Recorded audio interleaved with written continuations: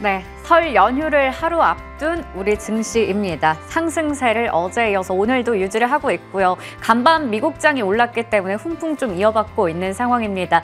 여러분도 설 연휴 잘 보내시고 미리 또 새해 복 많이 받으시길 바랍니다. 자, 그러면 오늘 시장에서는 어떤 종목을 우리가 눈여겨볼 수 있을까요? 이 시간 통해서 알아볼 텐데요.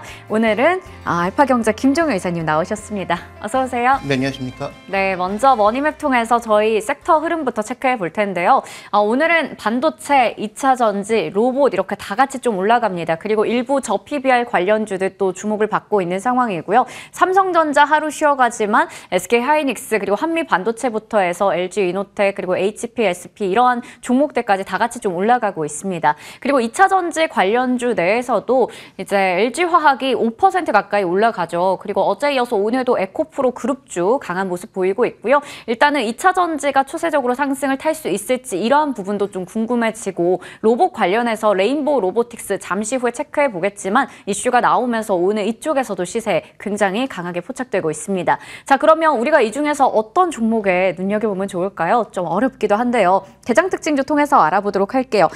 먼저 첫 번째로 LG화학입니다. 오늘 2차 전지주 이 섹터를 좀 이끌고 있다라고 볼 수 있을 것 같은데 GM과 함께 대규모 빅딜 이야기가 나왔어요. 25조 규모의 양극재 관련해서 계약을 체결했다라는 소식인데 이렇게 뉴스가 나왔을 때는 LG화학 이렇게 무거운 종목이잖아요. 팔아야 되는 건지 아니면 이게 또 하나의 신호탄이 돼서 앞으로 쭉쭉 갈 수 있을지 어떻게 보시는지 궁금해요. 네, 어느 정도 예정되어 있던 흐름이긴 하지만 이것을 확정짓지 못했던 상황에서 GM 사장이 왔을 때 이것을 확정지은 상황이기 때문에 당연히 긍정적이고요.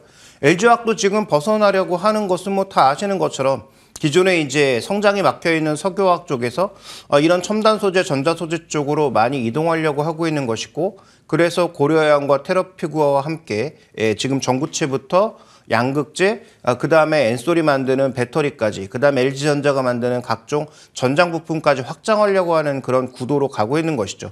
그러니까 LG그룹의 방향성이 명확한 가운데 LG엔솔과 LG전자, LG노텍 정도가 끌고 가는 모습이었다면 이제 더 앞단에서는 LG화학에서 그 원 소재를 공급하는 형태로 갈 가능성, 여기서 원 소재를 담당하는 테라피구어의 역할은 점점 커질 것 같고요. 그러면 소위 이제 중국 쪽의 소재를 가져다 쓰는 것에 대한 부담감도 벗어날 수 있다라는 측면에서 저는 굉장한 호재로 보고 있습니다. 당연히 이제 긍정적으로 보시고 여전히 보유하셔야 되고요. 그럼 남은 관건은 딱 한 가지인 거죠. 네. 지금 그동안은 캐시카우였지만 계속 문제가 되고 있는 이 석유화학 부분을 어떤 식으로 구조조정할 것인가가 결국 마지막 남아있는 과제다. 이것을 잘 해결한다면 당연히 저는 지금보다 주가가 많이 높아져야 된다라고 보고 있는데 이게 해결하기가 쉽지가 않죠. 이미 뉴스가 흘러나온 것처럼 대산단지의 매각 같은 것들을 계속 꾀하고 있는데 살 사람이 누가 있을 것이냐라는 그런 문제에 도달해 있는 상황이니까 이제 남은 과제는 나머지 이제 호재들은 다 주가에 서서히 반영될 것으로 보이고 남아있는 마지막 과제는 언급드렸던 석유화학 부분을 어떻게 효율적으로 구조조정하면서 다시 이익이 나는 구조로 혹은 최소한 이익이 날 수 있는 구조로 변화할 수 있느냐에 따라서 지금보다 주가는 굉장히 많이 갈 수 있다라는 판단. 그다음에 마지막으로 한 가지만 더 언급드리면 이 LG화학이 갖고 있는 LG엔솔 지분을 저는 결국은 팔 수밖에 없다라고 보고 있거든요. 네. LG화학도 앞으로 투자해야 될 돈이 워낙 많은데 그걸 외부 조달을 계속할 수는 없기 때문에 결국은 이것을 어떻게 지분을 파느냐가 이제 중요할 텐데 그 부분도 저는 이번에 그 밸류업 프로그램과 관련돼서 한번 눈여겨봐야 될 이슈라고 마지막으로 언급드리겠습니다. 네. 결론적으로는 보유하셔야 되고요. 지금 더 사셔도 된다. 이렇게 보고 있습니다. 네, 보유자 관점에서 보유를 하셔도 되고 신규 투자 관점에서도 사셔도 된다 말씀해 주셨어요. 사실 이러한 뉴스 나왔을 때 더 크게 반응할 수 있겠지만 이 기존의 캐시카우인 석유화학에 대한 또 우려가 발목을 잡고 있잖아요. 그 부분까지 잘 개선된다면 주가는 더 올라갈 수 있다라는 부분까지 말씀해 주셨습니다. 자, 그러면 이번에는 로봇으로 가보겠습니다. 레인보우 로보틱스입니다. 삼성 쪽에서 조기 인수할 수도 있다 이런 또 설이 말이 나오고 있는 상황이고요. 이름이 삼성 로보틱스가 될 수도 있다. 뭐 이런 검토를 하겠다라는 얘기도 있어요. 근데 삼성 쪽에서 아직까지 뭐 입장이 나온 건 아니지만 오늘 뉴스 나오면서 장 출발하자마자 20% 넘게 급등 나왔고요. 현재는 13%가량 상승세 유지를 하고 있습니다. 연휴 딱 앞두고 있기 때문에 이럴 때 레인보우 로보틱스 비롯해서 로봇주 어떻게 좀 대응하면 좋을까요? 네, 로봇주 전체에 대해서는 뭐 전 여전히 부정적이고요. 로봇 시장이 커지는 건 맞지만 지금 종목군들의 밸류가 너무 뭐 말도 안 되는 수준의 밸류라서 별로 관심이 없고, 다만 레인보우 로보틱스는 조금 다르죠.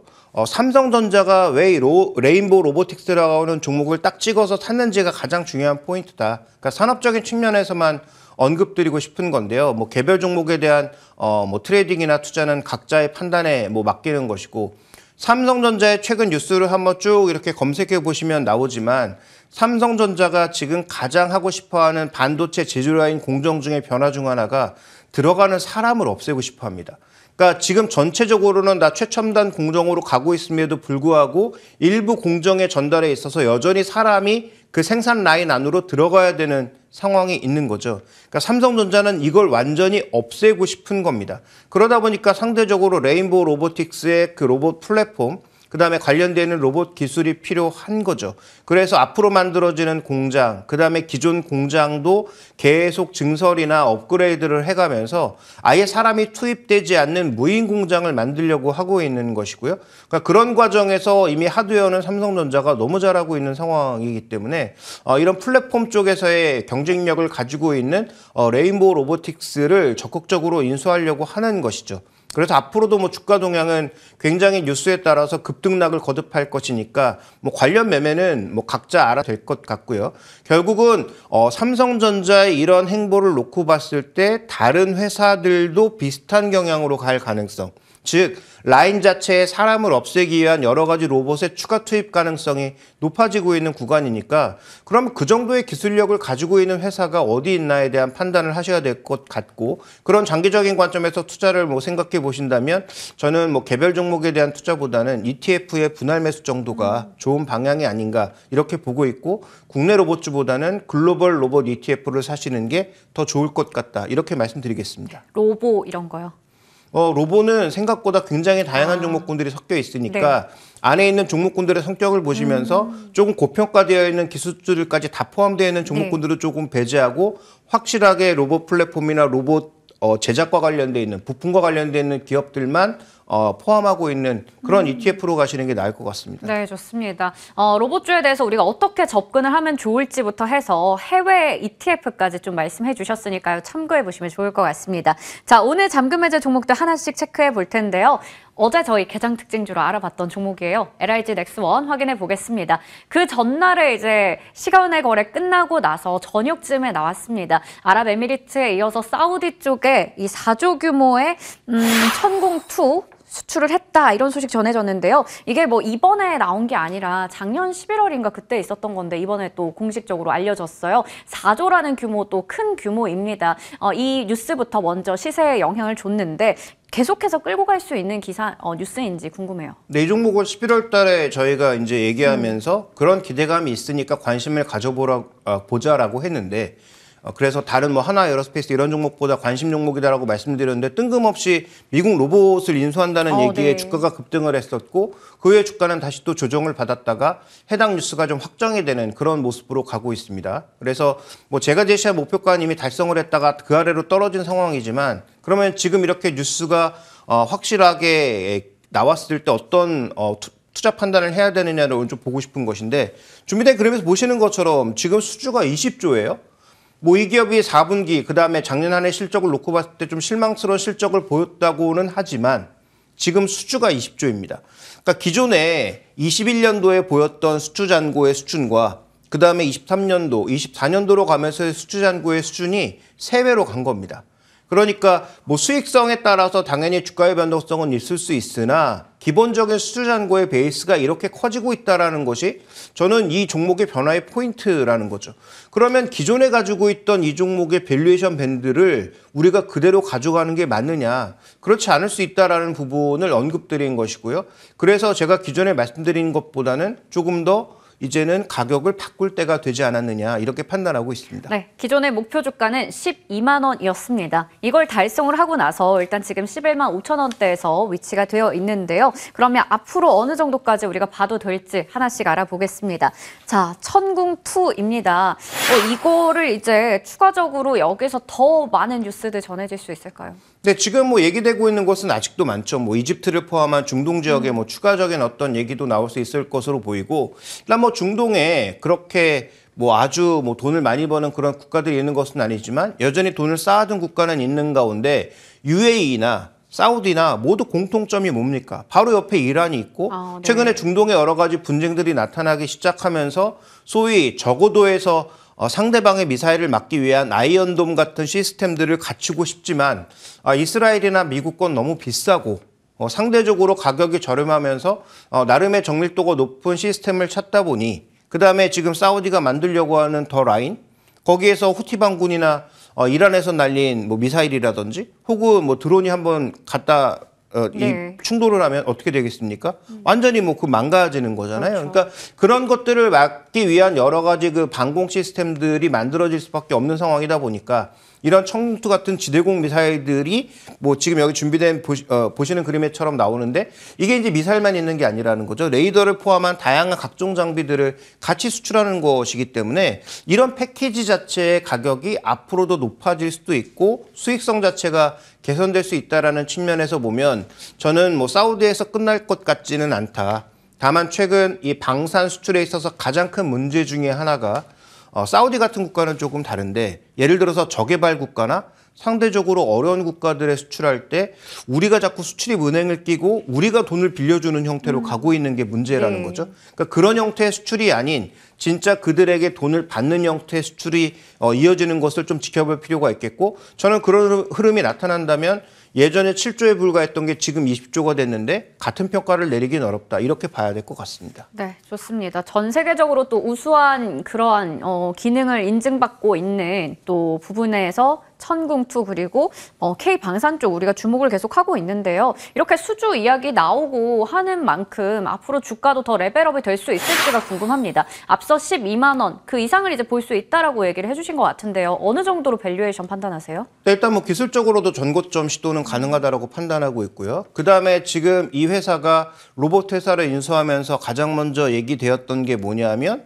결국은 미국 쪽으로의 방산 진출가 네. 이게 뭐 우회적인 부분이긴 하지만 그런 부분도 얘기되고 있는데 전 그 부분보다 더 주목해봐야 되는 건 이런 레이더 시스템뿐만 아니라 걸어다니는 로봇을 이용한 추가적인 어떤 방공망의 확장 네. 뭐 이런 부분들도 생각해 봐야 되지 않나라고 보고 있기 때문에 그런 측면에서 앞으로 좀 더 수출을 늘릴 수 있는 즉 우리나라의 주요 제조기업들은 국내용이었을 때보다 수출 기업이었을 때 우리가 이제 주가의 업그레이드를 많이 지금까지 봐왔던 상황이고 그래서 과거 화장품이 그만큼 높은 밸류에이션을 받을 수 있었던 것을 고려해 본다면 지금 현재 구간에서 PR 기준에서 한 14배, PR은 포워딩이고요. PBR은 이 트레일링입니다. 그래서 PR 측면에서 포워딩 14배 정도, 그 다음에 지금 PBR 측면에서 2.5배 이상의 주가는 저는 충분히 가능하다고 판단하고 있기 때문에 그러면 전고점 가격이 그 가격과 지금 일치하고 있단 말이죠.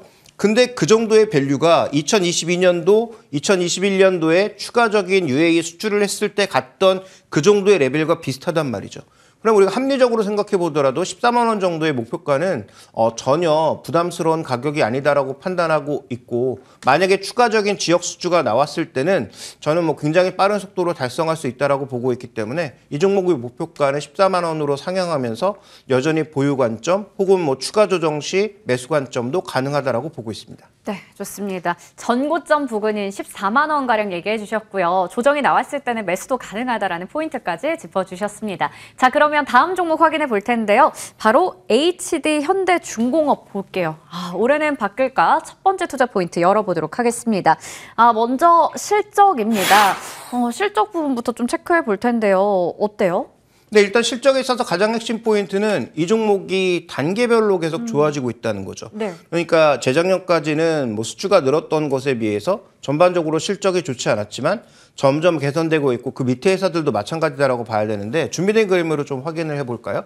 결국은 삼호중공업이나 미포 쪽은 그렇게 탄력적이지 않지만 네. HD 현대중공업 같은 경우에는 2022년, 2021년부터 계속 수주의 목표가 100% 이상으로 달성되고 있다는 것을 중요하게 봐야 되겠죠. 그러니까 이때는 뭐 저가 수주라도 막 잡으면서 폭발했지만 최근 들어서는 점점 가격이 높은 쪽으로 가면서 결국은 마진율이 상승할 수 있다는 것이고요. 지금 이제 아직 2월이 지나지 않았잖아요. 그런데 벌써 얼마나 됐냐면 올해 벌써 수주 목표의 37%를 달성했습니다. 저기서 이제 그림만 보면 자, 수주 목표가 저렇게 떨어졌는데 저거 괜찮아? 라고 할 수 있지만 받고 싶은데 못 받는 거예요. 이미 도크가 다 차 있으니까 더 받고 싶어도 받을 수가 없는 겁니다.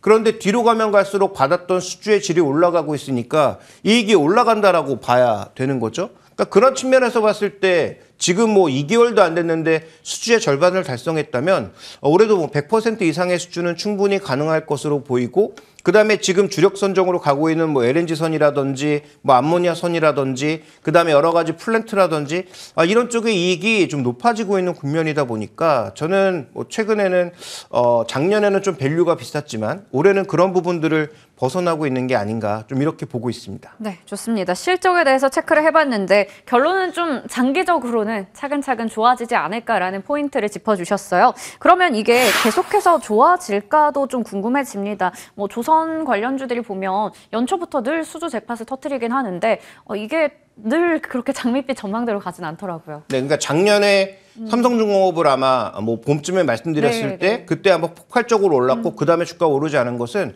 뭐 수익성이 좋아지기는 했는데 흑자 전환 정도에 그쳤기 때문이죠. 근데 올해 지금 바라고 있는 것은 한 4%에서 5% 정도 영업이익률이 올라올 거다라고 보고 있는 거예요. 그러니까 준비된 그림을 보시면 저는 그래서 올해 조선업의 주가가 다시 올라가서 아마 올해가 피크가 아닐까라고 생각하고 있는 게 준비된 그림 보시면 지금 여러 회사로 연결되어 있는 이런 전반적인 실적에서 올해 실적 그 마진 포인트가 일단 한 5%까지 올라오고 25년에는 뭐 10% 내외 올라간다.